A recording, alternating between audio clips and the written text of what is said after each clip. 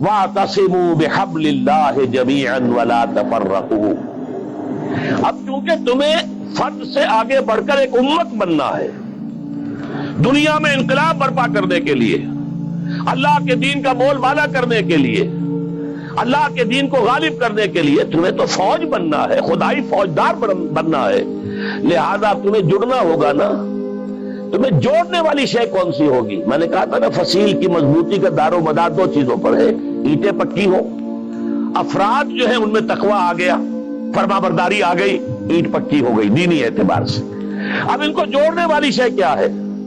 فرمایا اور سب مل جل کر اللہ کی رسی کو مضبوطی سے تھام لو اور تفرقوں میں مبتلا نہ ہو۔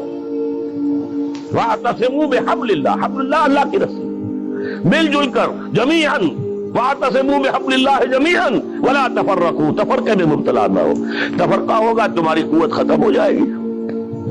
Divided you fall, United you stand. اگر تم مضبوط ہو اور مجتمع ہو، بنیاد مرصوص ہو، تو تمہیں کوئی شکست نہیں دے سکتا۔